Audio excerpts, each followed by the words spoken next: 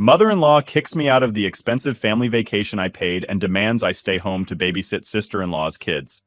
Okay, so I don't even know where to start with this. Like, I've been married to Mike for about 2 years now, and let me tell you, he's awesome.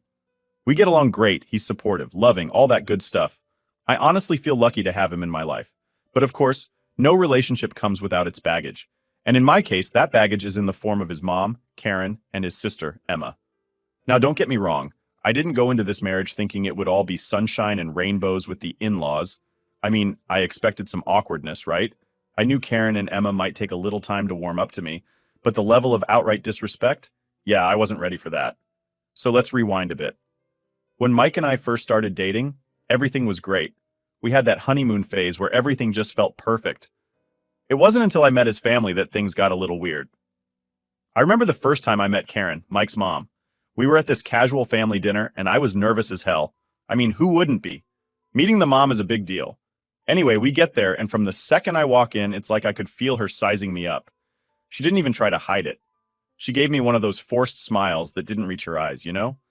And then, the whole time, she was just distant, cold. Like, she'd ask me questions, but not in a getting to know you kind of way. More like she was just going through the motions. I remember telling Mike about it afterward, and he was like, "Oh, don't worry, she's just like that with everyone." And okay, maybe I gave her the benefit of the doubt at first, but then every time we saw her after that, it was the same thing. She'd barely talk to me, and when she did, it was always some backhanded compliment or just straight up dismissive. Like, when she found out I run a daycare business, she said, "Oh, so you're basically just a babysitter?" with this smug look on her face. Look, I'm proud of what I do. I worked my ass off to build my daycare business from the ground up, and I make good money doing it. But to Karen, I guess I was just some nanny who wasn't good enough for her precious son. It didn't matter that Mike was happy or that I was taking care of him. No, all she saw was someone who didn't fit her idea of what his wife should be. And then there's Emma, his sister. Oh man, Emma's something else. She's got this whole "I'm better than you" vibe that's hard to ignore. The first time I met her, she didn't even bother to hide her disdain. She straight up looked me up and down like I was trash. And the worst part? She didn't even try to hide it from Mike. She'd make little digs at me in front of him like, "Oh, you're still doing that daycare thing? When are you gonna get a real job?" Real job? I own a freaking business. But in her mind, if you're not sitting in some office in a suit, it doesn't count. It's like she thought I was some gold digger, even though I was the one making more money than Mike at the time. I didn't say anything though, because I didn't want to start drama. But it stung. I think what really got to me was how they acted like I didn't deserve to be part of their family. Like, they'd have these family gatherings, and I'd always feel like the outsider. They'd all be talking and laughing, and I'd just be sitting there trying to join in. But it was like they didn't even see me. Karen would talk about all these fancy things she wanted for Mike, and how she hoped he'd settle down with someone who can really support him. I'm sitting right there, lady. I am that someone. But no, according to her, I wasn't good enough. I remember one time we were at this family party, and Karen had one too many glasses of wine. She started going on about how she didn't understand why Mike married so quickly, and how it's so important to find someone who matches your potential. I was literally sitting next to Mike, trying not to let my blood boil. But Mike? He didn't say a word. I could see the tension in his face, but he just let it slide. That's kind of been the theme of our marriage so far. Mike loves me, and I know he does. But when it comes to his family, he's always trying to keep the peace. I get it. I really do. No one wants to be stuck in the middle of family drama. But sometimes I wish he'd stand up to them more, you know? Like, tell his mom and sister to back off. It's not like I haven't tried to fix things with them either. I've bent over backward to be nice. When Emma was going through her divorce, I was the one who offered to help. I took her and her kids in for a few weeks, helped her get back on her feet, even took her kids to school so she could get some sleep. And you'd think that would have at least earned me a little bit of respect, right? Nope. The second she got her life back together, it was back to the same crap. Like none of it even mattered. And Karen? Well, she wasn't any better. I've tried so hard to get on her good side. I've helped Mike send her money when she was going through some tough financial times, helped out with family events, you name it. But it's like nothing I do is ever enough for her. She just sees me as this outsider, like I'm not part of their family.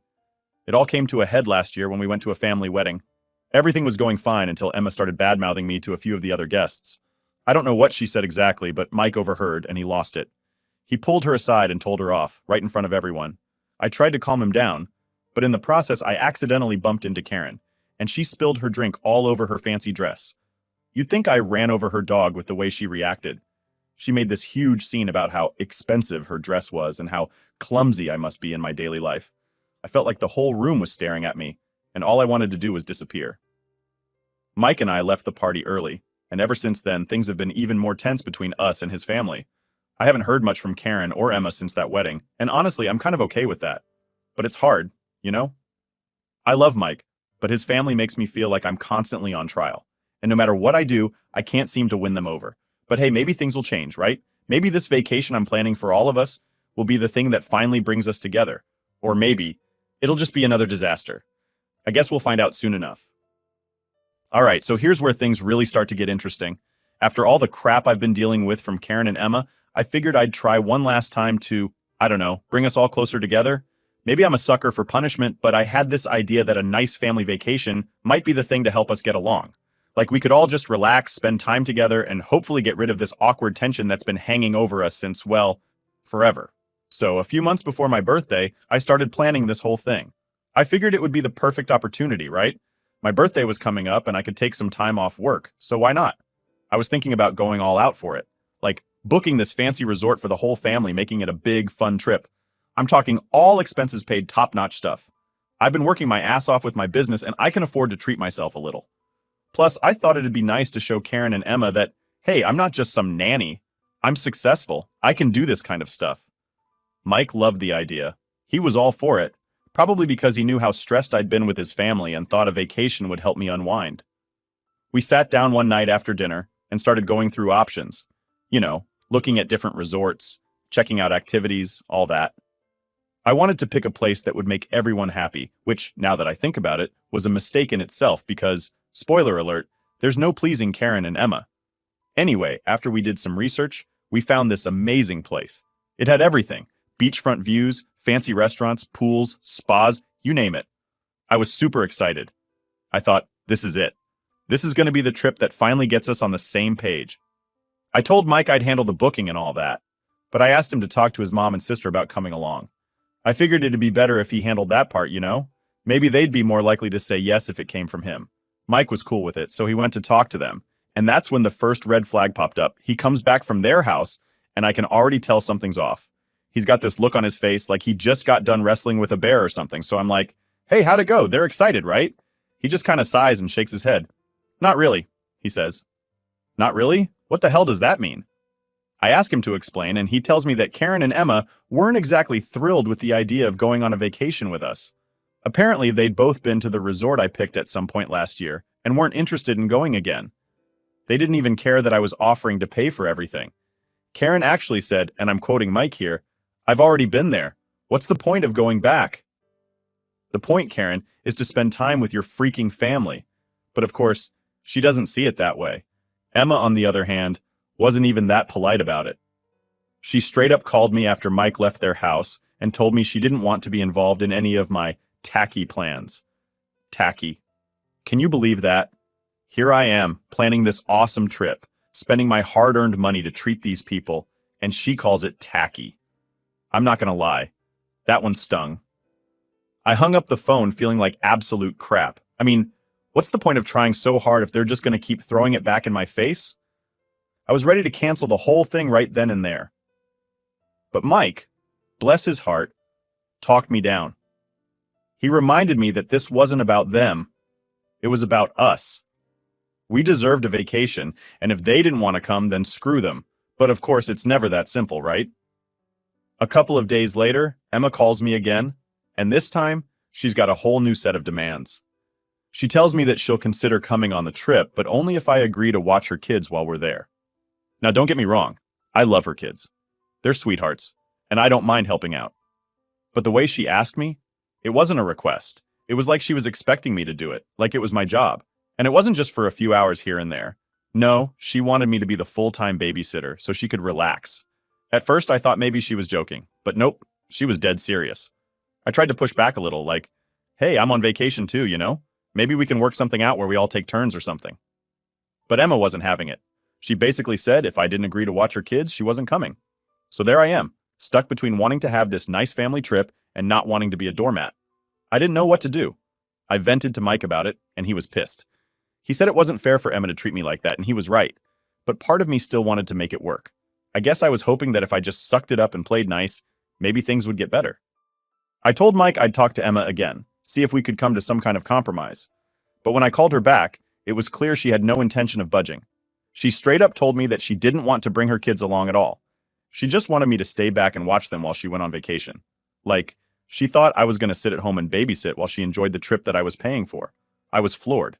I didn't even know what to say. I tried to explain that I wanted her kids to be part of the vacation too, that it would be fun for all of us.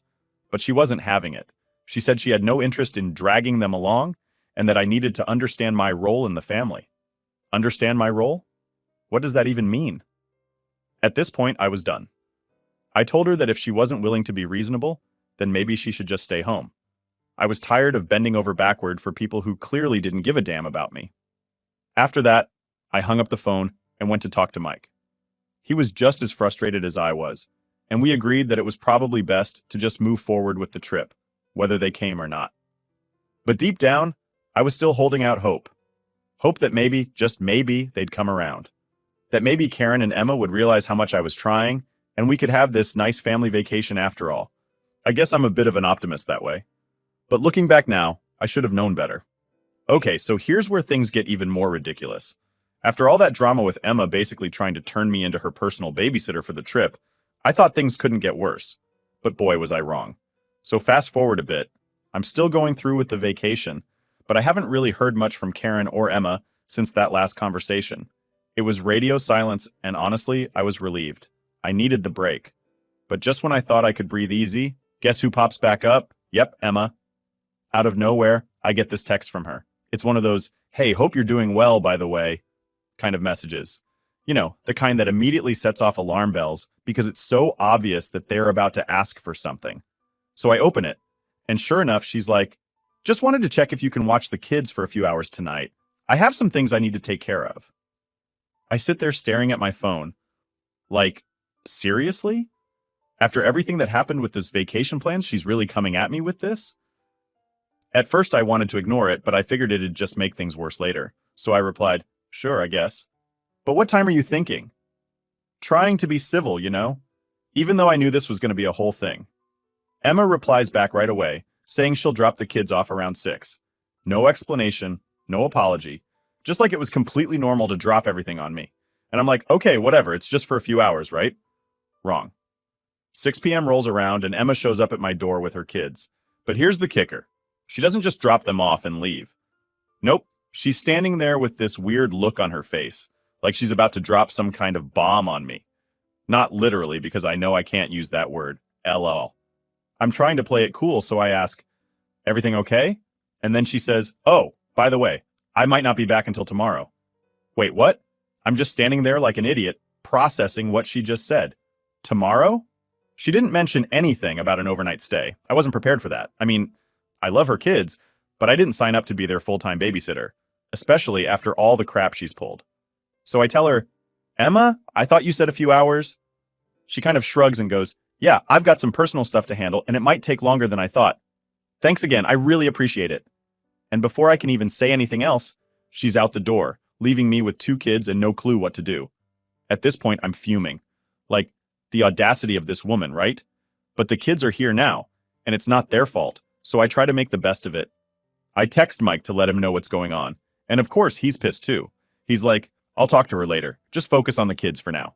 So I do. We order pizza, watch a movie, and I try to keep my cool. But the whole time, I'm sitting there thinking about how much of a pushover I've been. Like, how did I let it get to this point? I've been trying so hard to make things work with Karen and Emma, and all they do is take advantage of me.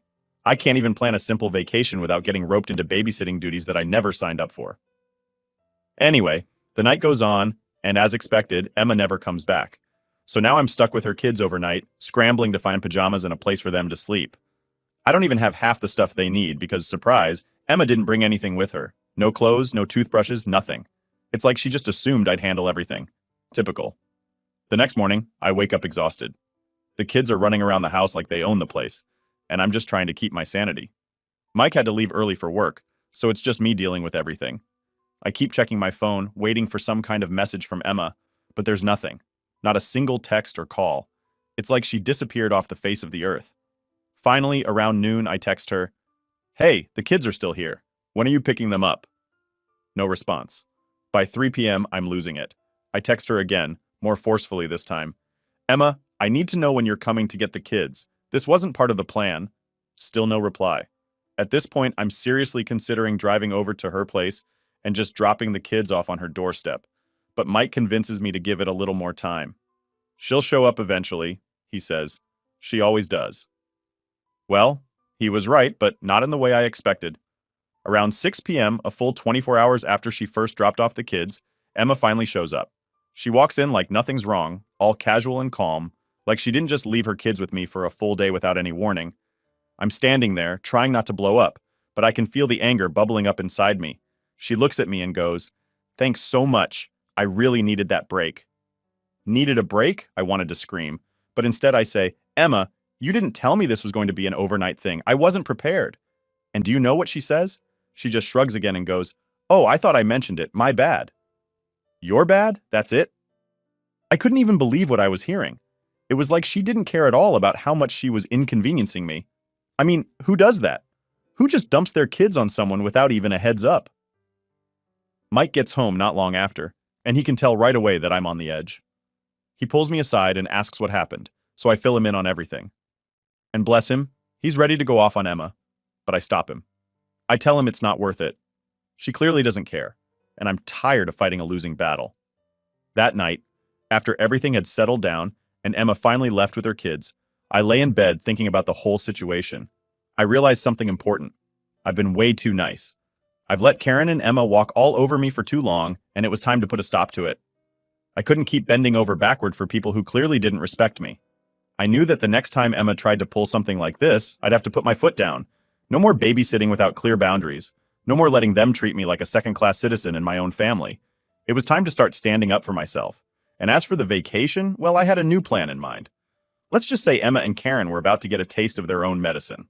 All right, so after the whole babysitting disaster, I was done with Emma and Karen. Like, I couldn't take it anymore. The constant disrespect, the way they used me whenever it suited them, it was like I was nothing more than a convenience in their eyes. And the worst part, they didn't even bother pretending to care. I knew I had to do something.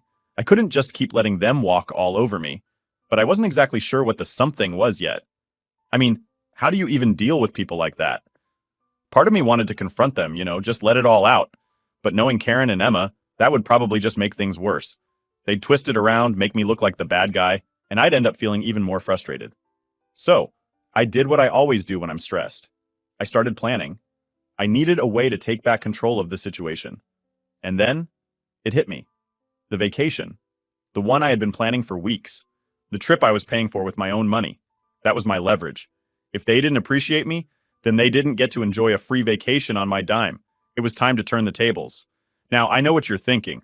Why didn't I just cancel the whole trip right then and there? Well, part of me still hoped that maybe, just maybe, they'd come around. I know, it's stupid, but I guess I wanted to give them one last chance to show they weren't total garbage. So instead of canceling the trip, I decided to play it cool and see what happened. A few days later, I got a call from Karen. I almost didn't answer, but curiosity got the better of me. She rarely called unless she needed something, so I figured there had to be a reason. Sure enough, as soon as I picked up, she was all business. "Hey, I just wanted to check when we're supposed to leave for the vacation," she said, like nothing had happened. No mention of the babysitting fiasco, no apology, just straight to the point, like everything was fine.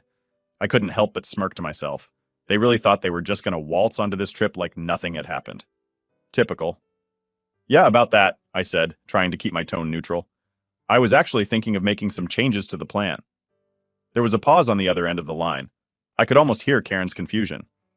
"What kind of changes?" she asked, her voice a little sharper now. "Well," I said, "since I'm paying for everything, I figured I'd decide who's going. And, after everything that's happened lately, I'm not sure you and Emma really deserve to come." Boom. I dropped that right in her lap. And let me tell you, the silence on the other end was golden. For a second, I thought she'd hung up, but then she came back with, "What do you mean by that?" I leaned into it. "I mean, I've been bending over backward to try and get along with you and Emma, and all I've gotten in return is disrespect. Emma treats me like a free babysitter, and you act like I'm not good enough for Mike. So yeah, I'm rethinking the whole vacation thing. Now, I expected her to blow up. I thought she'd start yelling or getting defensive. But instead, Karen went full Karen mode, and her voice got all cold and calculated. Well, if that's how you feel, then maybe it's best if we don't go. But you should know that Mike's family won't be happy if you exclude us. There it was. The guilt trip. I saw it coming from a mile away, but it still hit me like a ton of bricks. She was basically threatening me with the whole family, like they'd all turn against me if I dared to stand up for myself. But this time, I wasn't backing down. That's fine, I said. If they have a problem with me, they can take it up with Mike. But I'm done letting you and Emma take advantage of me. If you want to go on vacation, you can pay for your own. I think that's when it really sunk in for Karen that I wasn't playing around anymore. She tried to backtrack, saying something about how she didn't mean to make me feel that way, and that she hoped we could work things out. But I wasn't buying it. I'd heard it all before, and I knew she was just trying to save face. So I ended the call by telling her that I'd let her know if anything changed, but for now, they weren't coming. And then I hung up. After that conversation, I felt a weird mix of emotions. On one hand, I was proud of myself for finally standing up to Karen, but on the other hand, I was nervous about the fallout. I mean, I didn't want to cause a huge rift between Mike and his family, but at the same time, I couldn't keep living like this, constantly tiptoeing around Karen and Emma's feelings while they stomped all over mine. When Mike got home that night, I told him everything. I was half expecting him to be upset or disappointed, but to my surprise, he wasn't. In fact, he seemed relieved. Honestly, he said, I've been wanting to say something to them for a while now, but I didn't know how. I'm glad you stood up for yourself. That was the moment I realized I wasn't alone in this. Mike had my back, and together, we were going to handle whatever came next. The next day, I started getting texts from Emma. They were mostly guilt-trippy, passive-aggressive nonsense, like, I guess we're not family anymore, and I hope you're happy ruining our vacation. I ignored all of them. I wasn't going to let her manipulate me anymore. I knew what I had to do, and I wasn't backing down. Then, Karen sent one last message. It was short and sweet. We'll be at the airport on the day of the trip. I hope you change your mind. The audacity. At that point, I knew exactly what I was going to do. They thought they could bully me into changing my mind, but they had no idea what was coming.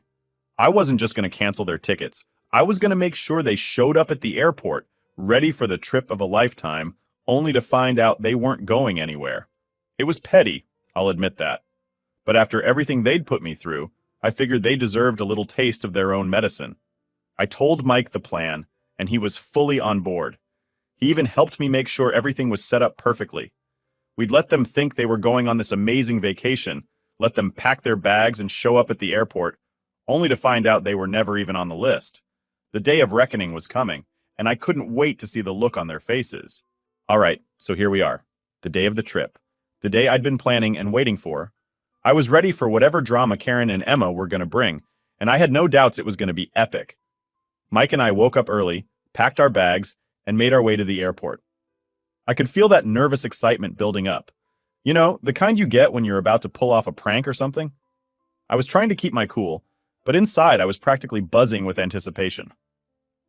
We got to the airport a little earlier than we needed to, just to make sure everything was in place. I had everything ready, our tickets, the hotel confirmation, and most importantly, the knowledge that Karen and Emma weren't on the guest list for this trip. I'd already canceled their flights, and Mike and I were all set to leave without them. But here's the fun part. They had no idea. I checked my phone, and sure enough, there was a text from Karen. On our way to the airport, can't wait, it read. I could almost hear the smugness in her tone, like she thought everything was fine, like she was still in control. But little did she know, that was about to change. About an hour later, Mike and I are chilling at the airport, sipping coffee, when I see them. Karen and Emma, strutting in with their luggage like they owned the place. Karen had this huge smile on her face, probably imagining the luxurious vacation she thought was just a plane ride away. Emma, of course, looked bored, like she was doing me a favor by even showing up. They spotted us pretty quickly and made their way over. I could tell from the look on Mike's face that he was already bracing for impact. Karen waved at us with that fake enthusiastic energy she always put on, like she was so excited to see us. Emma was trailing behind, scrolling on her phone, completely uninterested in everything. Hey, there you guys are, Karen said, way too cheerful for what was about to go down. Are you ready for this trip or what? I just smiled and nodded. Yeah, we're ready, I said, trying to keep it together. Mike shot me a glance like, this is going to be good, and I nodded back. Did you guys already check in? Karen asked, looking around like she was expecting some grand welcome. Oh, we're all set, I said. You guys should go ahead and check in, though. Karen looked a little confused. Aren't we all checking in together? I shrugged. Nah, we did ours earlier. You'll have to get your tickets at the counter. And that's when it started. Karen's smile faltered just a bit, but she didn't say anything. She and Emma dragged their bags to the check-in counter, and Mike and I hung back, pretending to be distracted by our phones. I was keeping one eye on them the whole time, though. I saw Karen step up to the desk, hand over her ID, and start talking to the airline worker. It didn't take long for the confusion to set in. I couldn't hear exactly what was being said, but I could see Karen's expression slowly change from that fake cheerful grin to full-on panic mode. Her hands started waving around, and she kept pointing at the computer like there must have been some mistake. Emma, meanwhile, was still on her phone, oblivious to everything happening. Mike leaned over and whispered, "Think they figured it out yet?" I chuckled. "Oh, they're figuring it out." A few minutes later, Karen stormed back over to us, her face red with frustration. Emma was finally paying attention now, trailing behind her with a scowl on her face. "What the hell is going on?" Karen snapped, her voice louder than it needed to be. "They're saying we're not on the flight. There must be some kind of mistake." This was it, the moment I'd been waiting for. I stood up, looking Karen dead in the eye, and said, "No mistake, you're not on the flight." For a second, it was like she didn't understand what I'd just said. She blinked, and her face twisted into this weird mix of confusion and anger. "What do you mean we're not on the flight? We're supposed to be going with you." I shrugged, trying to act casual even though I was loving every second of this. "Yeah, about that. I decided it'd be better if Mike and I just went alone. You know, after everything that's happened, I figured you guys didn't really want to come." Emma, who had been quiet this whole time, finally chimed in. "Wait, what? You're ditching us?" I nodded. "Pretty much." Karen looked like she was about to explode. "You can't just do that," she sputtered. "We're family! You can't just leave us behind." And that's when I laid it all out. I told her about how fed up I was with the way they treated me, how I was tired of being their doormat, and how this was my trip, and I didn't owe them anything. I didn't raise my voice, didn't lose my cool. I just calmly explained that I was done letting them take advantage of me. Karen kept trying to interrupt, throwing in things like, "But we're family," and "How could you do this to us?" But I didn't back down. I'd rehearsed this moment in my head 100 times, and I wasn't about to let her guilt trip me into changing my mind. By the time I was finished, Karen was staring at me like I'd just slapped her. Emma, for once in her life, was speechless. She just stood there, arms crossed, glaring at me like she couldn't believe what was happening. "So yeah," I said, wrapping it up. "Mike and I are going on vacation, and you guys aren't. Simple as that." Karen looked like she was about to cry, which was honestly a little satisfying to see. This is so unfair," she muttered. "After everything we've done for you?" I almost laughed at that. Everything they've done for me? Please. But instead, I just smiled and said, "You'll be fine. Maybe next time you'll think twice about how you treat people." With that, Mike and I grabbed our bags and headed toward the gate. I didn't bother looking back, but I could hear Karen still ranting to Emma about how unbelievable this all was. I'm sure they'll spend the next few months telling everyone how awful I am, but honestly, I don't care. I felt free, like a weight had been lifted off my shoulders. As Mike and I boarded the plane, he gave me this big, goofy grin. "You handled that perfectly," he said, leaning in to give me a kiss. "Thanks," I said, grinning back. I think I've finally had enough of their crap. And that's how we left Karen and Emma at the airport, ready to enjoy our vacation without them. It wasn't just about the trip, though. It was about finally standing up for myself and taking control of my life. And honestly, it felt really good.